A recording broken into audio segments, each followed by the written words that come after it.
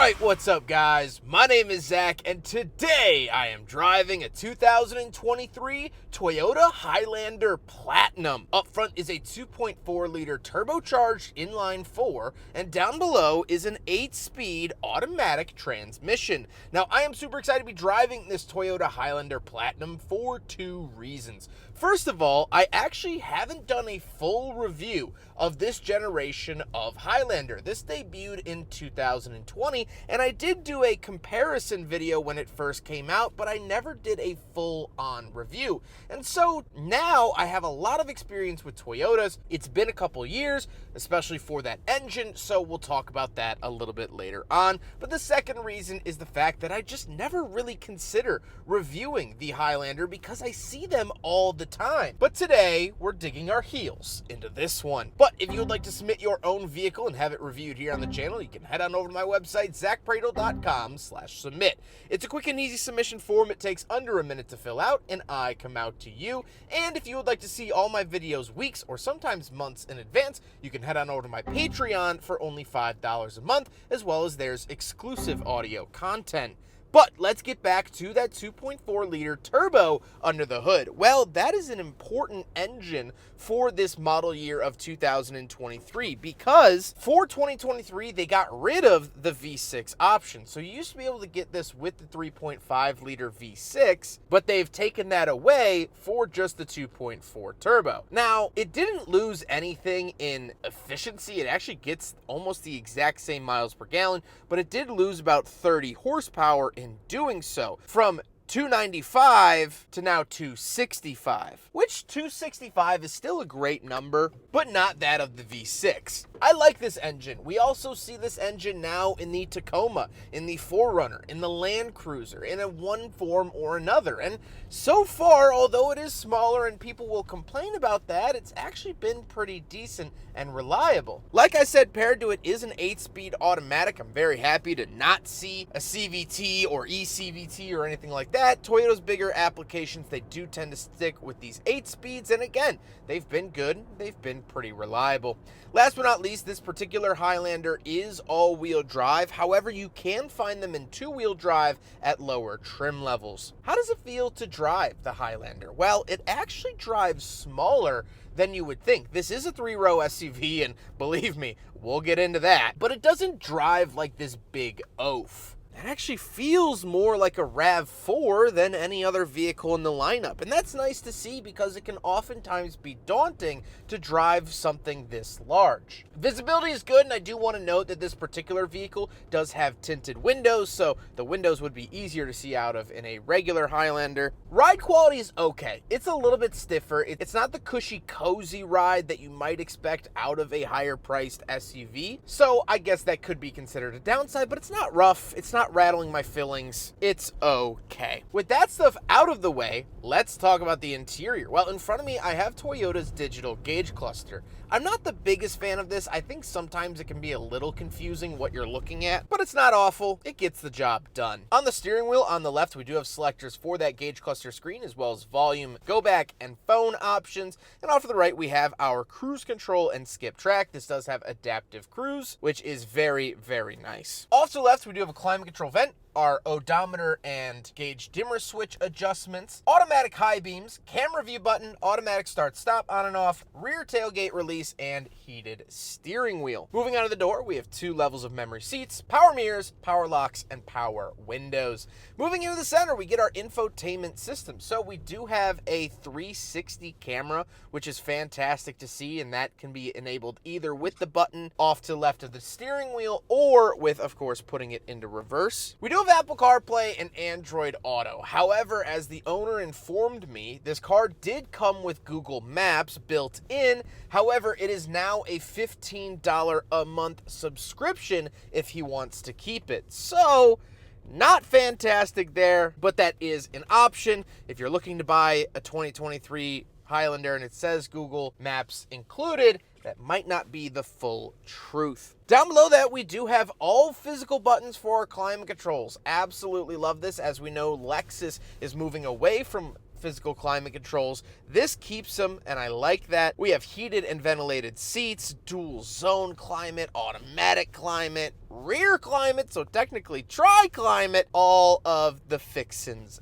there. Down below, we do have 2 climate control vents and the hazard switch, a shelf which also has a wireless charger integrated into it, USB-A as well as 2 USB-Cs and a 12-volt outlet along with a cubby, so plenty of charging opportunities down here. And then we get into the center console. So off to the left, we do have the shifter. This is the pretty standard Toyota shifter. Nothing really too crazy or wild here. Down below that, we get our drive modes for sport, normal, and eco, as well as our 4-wheel drive settings for mud and sand, rock and dirt, or just normal. And then off to the right, we do have cup holders, so we will do a big friggin' bottle test here in the Highlander from 2023, and unfortunately it fails. Most vehicles in this size do, but about 20% of vehicles overall do pass the big friggin' bottle test. But unfortunately, this one fails.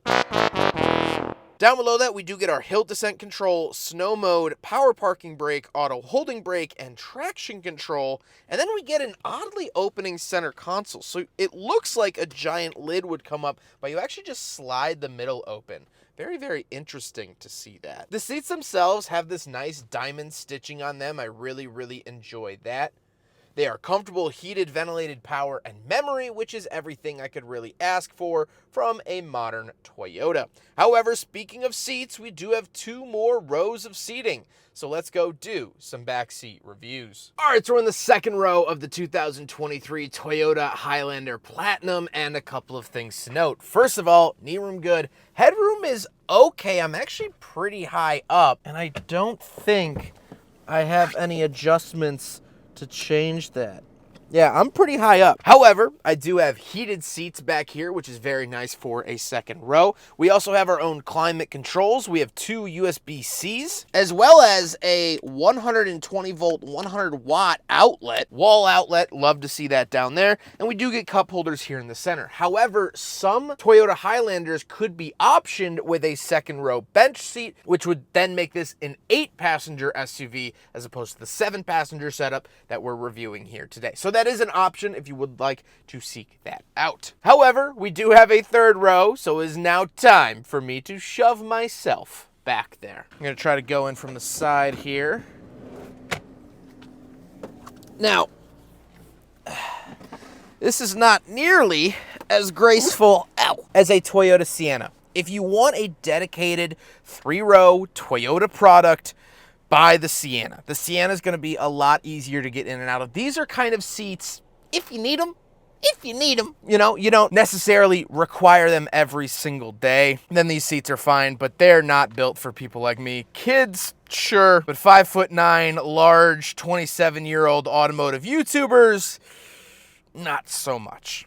Let's hop into the very back. We'll take a quick look at the cargo space, of which I'm currently occupying, and then we'll talk about the looks. All right, around the back of the Platinum Highlander, single button there, and we do have a power tailgate, which is very, very nice. Once we are back here, you can see the third row is still up. However, push that and push that.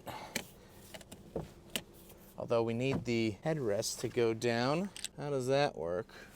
Oh, it goes down on its own. Okay, so there we go. That is the rear cargo space of the Toyota Highlander, which is fantastic. Really, really lovely amount of space. We do get some cup holders in the back. We get our JBL speaker as well. However, I am not seeing a 12-volt outlet, which I would have really, really liked to see, but that's okay. Coming down here, we can pull this up for a little bit of extra storage as well. So very nice to see all that. Come back out here. We do have the button to close it. Nice, smooth, quiet rear tailgate as well. Now we gotta talk about the looks, and this is one of the downsides of the Highlander, in my opinion. I think it does look a little bit bloated. It sort of has these big Godfather-style cheeks up at the front, but we'll do a walk around. I think it's fine. This body style debuted in 2020 and is still the current body style for 2025. So no matter when you buy one of the last 5 years, it's gonna look pretty much like this. The Platinum does get nicer wheels. The Platinum trim levels tend to do that, which is always a nice perk. With all of that being said, though, let's get on to my final thoughts. What do I think driving the Toyota Highlander from 2023? Well, overall, I know I nitpicked a couple things like the exterior look and the ride quality, but I think that the Highlander is actually very, very good. It serves a purpose and it does the purpose well. The issue with Toyotas that I've always had is that Toyotas just aren't that exciting. 9 out of 10 Toyotas don't really rev my engine or get me out of bed super early. Now, there, of course, is the MR2 and the Supra and Celica and things like that. But mainstream Toyotas just aren't exciting. I'm sorry, but it's the truth. However, the lack of excitement is actually one of the big strengths of the Toyota Highlander because it opens up the opportunity for other great things to happen. When you're not focused on the car itself, you get to enjoy what's happening outside of the car.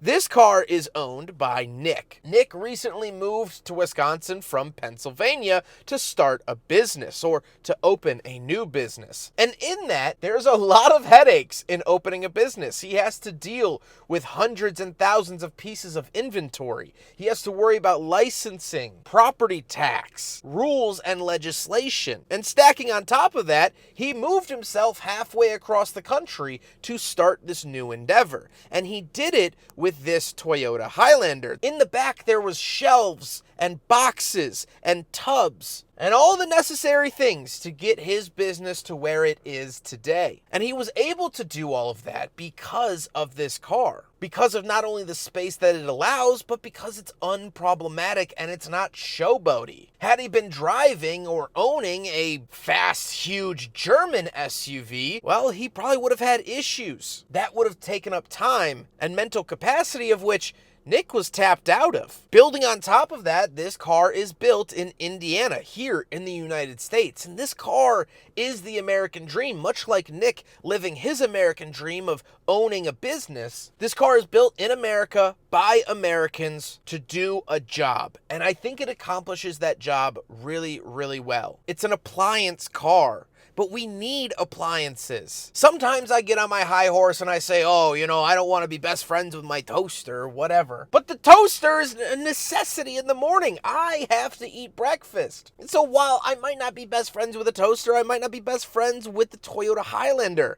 I need the Toyota Highlander. And there's a mutual respect that is had between car and owner. Toyota is very good about allowing other things to coexist. And that's what makes this car special, is how unspecial it is. And the Platinum just adds the nice features on top of that. I hope you guys enjoyed the video. Huge thank you to Nick for letting me borrow his Toyota Highlander for today's video. He's been absolutely wonderful to work with, him and his brother. And like I said, it's just so awesome talking to people, living their dreams, starting businesses, and for that, my hat is off to you, Nick. But I hope you guys enjoyed the video. Don't forget to rate the video, comment on the video, and subscribe if you really liked it.